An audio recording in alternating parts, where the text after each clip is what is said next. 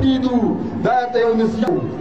لاره د نجات او د جنت به ګورې نه پرېږدو دا د ښایسته ښکلي دین دعوت به ګورې نه پرېږدو او جنګ به خیر دی کوو خو جماعت به ګورې نه پرېږدو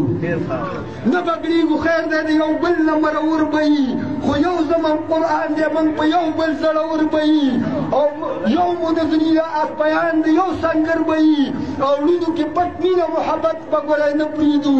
دا د ښایسته ښکلي دین دعوت به ګورې نه پرېږدو جنګ به خیر دی کوو خو جماعت به ګورې نه پرېږدو او موږ د غفلت په خوبو دی راایښېږو موږ به د چا ګاډو او موټرو ته پسخېږو او موږ به مراعات او پیشکشونو ته خوښېږو خیر دی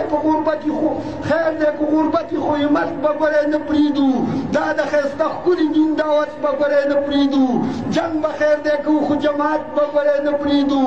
او دې نظریې خلکو سره ټیم بعضې خلک دې زموږ نه خفه کېږي نه سوچ زموږ روښانه دی د هر چا سمیج کېږي نه او بې نظریې خلکو سره ټیم زموږ پاس کېږي نه سر به پرې ورکوو خو حقیقت به ګورې نه پرېږدو دا د ښایسته ښکلي دین دعوت به ګورې نه پرېږدو جنګ به خیر دی کوو خو جماعت به ګورې نه پرېږدو او رکن به مجبوره خوش اخلاق او خوږ زبانه یي لاس کې به زموږ د ایمان شمع روښانه یي هره فیصله به د حدیثو او د قرآن یي او دا ښایسته لمن د شریعت به ګورې نه پرېږدو جنګ به خیر دی کوو خو جماعت به ګورې نه پرېږدو د اخره کې دا یو څو ټکي دي ما نه ډېر خلک وایي دا د بونیر دی او څوک وایي دا د سوات دی او څوک وایي د دین دی دا خو ټول زموږ کور دی خو زه به دا لږه خپله پته علیم صاحب وکړم شعر کې به ورته وکړم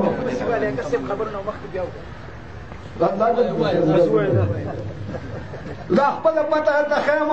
چې میرآباد کلي کې اوسم 400 نه لږ شان بار یم علیشان مجبور مې نوم دی په یو سکول کې چوکیدار یم که د چا په ما خدمت وي نو هر وخت تابعدار یم خو درباري شاعري نه کوم بس د حقه نمبردار یم زیږ پښتون کلک مسلمان یم علمزی ممن پقام یم په نااهلو کې بې قدره خو په اهلو باندې ګران یم لوست مې نه زده په مکتب کې خو مین په پاکستان یم بچنګو د امریکې ته به په لاره کې دیوار یم او درباري شاعري نه کوم بس د حقه نمبردار یم